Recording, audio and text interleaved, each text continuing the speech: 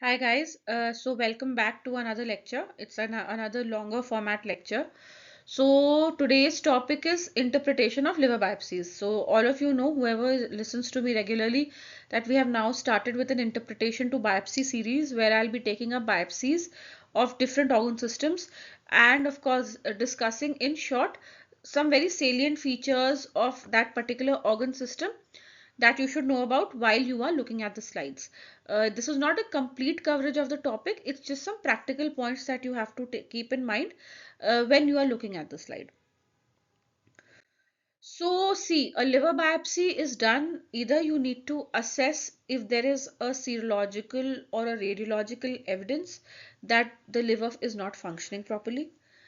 If you already have established a diagnosis, like a diagnosis of chronic hepatitis, then for staging or grading of the liver fibrosis or whatever, supposing there is some treatment going on for a particular liver disease, then to see the response to treatment. In transplant cases, you do a liver biopsy when you are suspecting a graft versus host disease that leads to affliction of liver apart from other organs, and you go ahead with a liver biopsy. Sometimes, or most a lot of times, not sometimes, liver is involved by a secondary cause like a metastasis or a storage disease. Even then you go ahead and do a liver biopsy. Okay, there are two types of biopsies. There is a linear thread-like core biopsy or a triangular wedge biopsy. So you mostly get these two categories of biopsies when you're examining a liver slide. The ideal adequate biopsy sample is a 1 to 2 centimeter core or a wedge biopsy which is 0.2 centimeters in width, and at least 6 to 11 or some places 7 to 10 portal tracts should be visible in that liver biopsy examined. Of course, if you ask me, a wedge is preferred over a core biopsy, but you'd get both and you have to report on both. Before I move to the slide, always remember when you are reporting a liver biopsy, you need to have some stains like your PAS stain, your MT stain, your reticulin stain. These three stains you should have in the tray with you. Apart from that, if any other extra stain is needed, you can get it done depending on the type of disease that you are seeing. Supposing it's an iron overload, then you'll go for a pearl stain. Fine. For bile, people go for an orcine stain. Sometimes there are certain viral IHCs that people go for.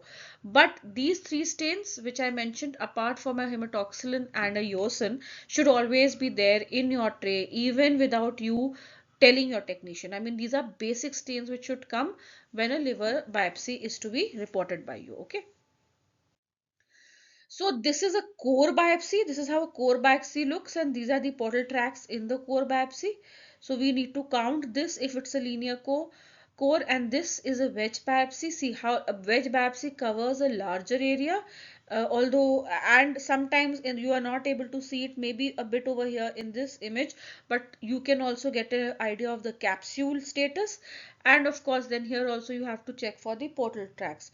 Now, I mean, I'm not starting with the disease, but if you can make out, there are vague nodules in this biopsy. So and then of course you can see a portal tract here and a portal tract here, one here, and they are inflamed. A lot of bluish color, which is the lymphocytes, and all this is the hepatocytes. Okay, this could be the central vein over here. Looks congested. So and of course we all know from anatomy that liver has zones and lobes, and you need to know about them. I'm not going in detail since it's just an interpretation of biopsy lecture. This probably, if I do a reticulin empty, you will see some fibrosis getting highlighted in this biopsy. So you can see the advantage of a wedge over a core. Core sometimes, I mean, I can not very well comment upon the architecture over here. Yes, looks bit diffuse and maybe there is distortion. Yes, I would have to move my condenser to a higher power, my observer the IP the observer piece to the higher power. So the objective, that is, but I'm not very well able to make out at lower power what exactly the issue is, but here I can see formation of nodes. You can see these circumscribed areas. So I'm more confident in saying that a cirrhosis or a chronic injuries develop is over here rather than here. Although I can make out, say, maybe these large lymphocytes or reactive hepatocytes, I'm not very sure. So there is, of course, some damage to this area also. So this is how, we go ahead. And one advice to you is always and always start with the scanner view of the biopsy. So you see the architectural effacement if it is there, like in both these cases it is there. Fine, here you are not able to make out the nodules very well, here you are able to make them out quite well, but you can see there are some these large maybe reactive hepatocytes, then there's are portal tracts, and then of course I'll go to high power, maybe there is some bile over here which is darker pink, so or oranges, so I'll go to the higher power for that. But this is the importance of visualizing the lower power view. So, a liver, I'm not going to tell you individual disease. Instead, a better way maybe of telling you is individual disease pattern. Fine. So, there are 5 or 6 patterns of liver injury that you can see, and then you typify as per the pattern that you are seeing. So, one is a lobular pattern.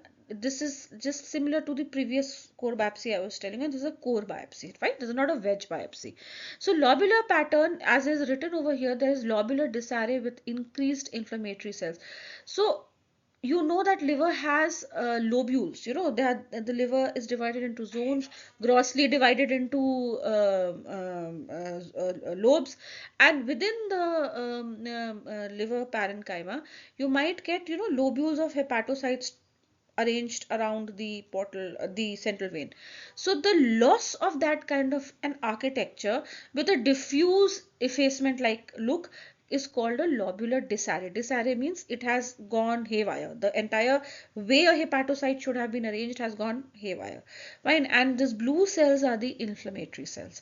They can be lymphocytes in certain cases. They can be polymorphs. They can be any cell, but inflammatory cells in the liver, a different type points to a different type of diagnosis. Here you see dark pink bodies. These are known as acidophile bodies, and this is a hepatocyte with a large clear cytoplasm and an eccentric nucleus. This is a ballooned hepatocyte. So the lobular disarray pattern can occur in liver cirrhosis, alcoholic liver cirrhosis, where you get these kind of Mallory Denk or acidophile bodies, and of course ballooning or ballooning is like a cirrhotic change, a steatotic change. That is micro, first you'll get small fat droplets like these over here, then they'll become multiple and then they'll coalesce and form one. So microsteatosis, this is microsteatosis. My apologies, steatosis and ballooning is a bit different, and that is what comes in the exam. I shouldn't be using them parallelly. So when you see a clear cut sharp margined vacuole inside a hepatocyte, that is steatosis. Ballooning is more like a diffuse swelling of a hepatocyte. Ballooning can occur with steatosis, as you can see over here. This is steatosis, this is ballooning, not the same things again. So also might occur in other forms of liver injury where you might not get a steatotic vacuole. So you can very well see this is a nucleus and the entire cytoplasm has turned white here. This hepatocyte has a very sharply demarcated vacuole like some inclusion in the cytoplasm. So this is steatosis and this is ballooning degeneration, and this is a um, this is more like an acidophile body. Fine. And this is more like this is also, I mean, acidophilic body you can call, but this can also be, this is how a apoptotic hepatocyte also looks. And then of course you can see a lot of inflammation. The second pattern is, so lobular involves the hepatocytes. The second pattern is where your hepatocytes look fine, but the portal pattern, that is the portal tract, looks involved, but in between the hepatocytes look uninvolved. So you have seen how the hepatocytes were involved in the previous image. Here mostly they look pink, innocuous with small nucleus, no white in the cytoplasm. But this is the portal tract. I can make out maybe the artery at this power or the duct. I'm not very sure. But and then of course you see dense inflammation. And a portal involvement means if you look at it at the scanner view, only portal tract will show some involvement. In between areas will look fine. While in the lobular pattern, the entire liver looks disturbed. Now, this kind of inflammatory change can be in autoimmune diseases or in some kind of, mostly autoimmune hepatitis, you'll get plasma cells, etc., in the periportal and the portal area. Viral hepatitis, sometimes you might get that, but mostly viral hepatitis involves the entire liver with changes, especially hepatitis B, the ground glass appearance of the liver hepatocytes, which we all know about. The nucleus looks ground glass. Other viral might, but autoimmune and sclerosing, maybe then sclerosing cholangitis might show lymphocytes and plasma cells around the portal tract. But since it's a cholangitis, that is your bile duct is getting affected, it is getting sclerosed, you will also see a lot of bile duct proliferation around the portal tract, which is not over here. So this can be autoimmune or a drug-induced injury also. In drug-induced, you might also see, if it is a GVHD or something like that, a eosinophilic infiltration. The third pattern is the biliary pattern, which I was talking about, where you see either duct excess of ducts or loss of ducts with inflammation, ductopenia or bile duct proliferation. And you might get accompany, and here you can see in this core, this is a hepatocytic zone, then there's a lot of fibrosis, inflammation, maybe some residual ducts getting proliferating.